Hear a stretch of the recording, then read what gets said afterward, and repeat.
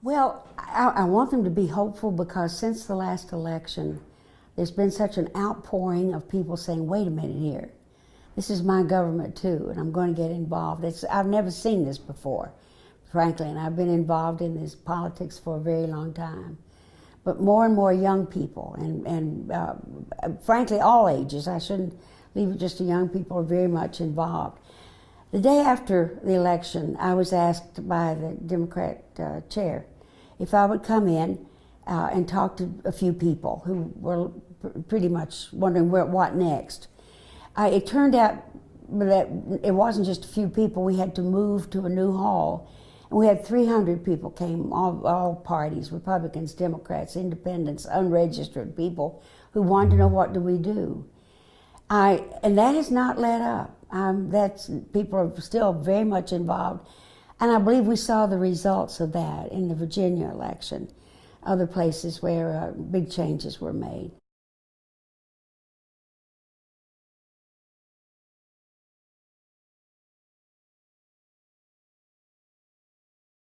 Well, we are building a brand new veterans clinic, which is very important because I have probably one of the heaviest concentrations of veterans in Monroe County than any part of the state. And we've had one, but it was totally inadequate, I think, when it was built over on Westfall Road. So we're starting a new one which will be able to do a lot of work that they used to have to go to Batavia or further than that, maybe to Buffalo or to Syracuse to get some outpatient treatment rather, sorry. And we also brought in, there are 14 innovative manufacturing programs in the United States, 14. I was able to get 2 of them. And that's wonderful because that is really going to a population of workers here. The high schools are helping. East High School is doing wonderful work in optics. So the program we brought in for photonics, we're going to have a steady stream of young people working up there, both there and in the community colleges and other universities and colleges to do extraordinary work. We are the leaders in the world. If we can't do it in Rochester when it comes to photonics or optics, it just can't be done.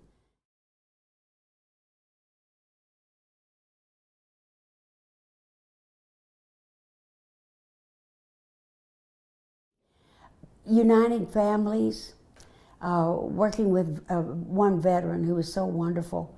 We were able to straighten out some problems for him so he was able to finish his education. He invited me to graduation this year. Working with young people, making sure as much as we can that the programs in Washington that people depend on to live are still intact.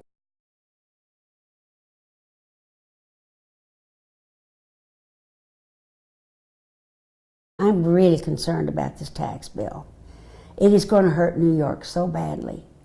And what we're worried about is that sequestration, it may really start that off right away, and there may be as much as $25 billion cut out of Medicare and money cut out of Medicaid. Now, most of the people who are in nursing homes in New York State are there on Medicaid programs.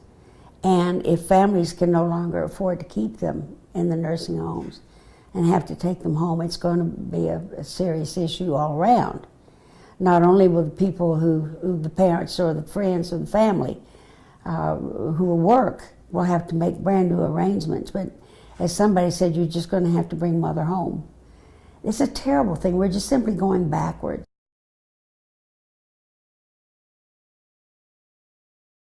That I have the opportunity to do this job, that the people trust me with it, and that I have the most extraordinary family that has made everything that I've ever done possible.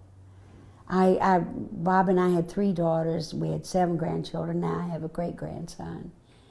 And without them and without love that they give you, the support that they give you, I don't think any of us would be able to do much of anything.